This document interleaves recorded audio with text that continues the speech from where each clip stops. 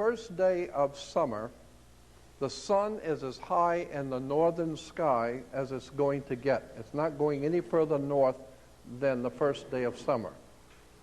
It is directly overhead, as high in the northern hemisphere as it's going to get. Each day, from the first day of summer, each day it moves imperceptibly. It moves 1 degree southward each day, going southward. When it hits the halfway point, it is now crossing over the equator at the halfway point, and now it is going to fall. And that's why we call it fall or autumn. Fall, because the sun is now falling. It's going. And consequently, it keeps moving until it hits the halfway point, which it crosses over the equator. Now it is the spring in the southern equator, and in the northern hemisphere, it is now fall, coming of winter. But as I said, in Rio and in Brazil, it is now spring, because it's going to go 3 more months until it hits the first day of winter. And the first day of winter, the sun is as low in the southern sky as it's going to get. And that's the first day of summer for Rio. That's why the birds and smart people with money fly south. If you got money, you go south, follow the sun, right? So consequently, the sun, which was doing just fine, it was really hot and doing great, and when it reached the halfway point, the constellation that it hits every fall is the constellation of Scorpio. Scorpio is the constellation that begins autumn, and therefore it's this kiss of death. The scorpion has kissed God's son, and now he's going to be led to his death in Capricorn. He's going to die. He is fallen. The great Son of God is fallen, and he's going to fall all the way down to the southern hemisphere until it hits the first day of winter, which is December 22nd. Yes. On December 22nd, the sun rises on the lowest latitude, on the lowest point in the southern sky. Now follow what I'm saying. The sun rises on the lowest degree on the 22nd. On the 23rd, the sun rises on the same identical degree. It's so perceptive. The U.S. Navy has the instruments to tell you. It did not move 1 degree south. It did not move 1 degree north. It's on the same identical degree. On the 24th, it rises, and it's still on the same identical degree. Therefore, the ancient Egyptians knew that, and they said God's son was dead for 3 days.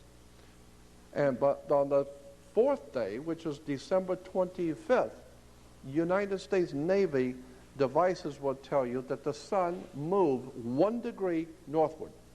1 small degree northward. It's just enough, because the ancient people said anything that was dead for 3 days and has just moved 1 degree northward is born again. It's come back to life. Now it is on its way back to the northern hemisphere. And consequently, when it gets to the next quarter point, which is spring, and at spring it crosses back over the equator, on its way back to, coming back to full grown and full into the northern hemisphere. Consequently, when you die today, we say the same thing the ancient Egyptians said. When someone dies, we say, grandmother passed last night. Grandfather passed away. Or uncle passed on.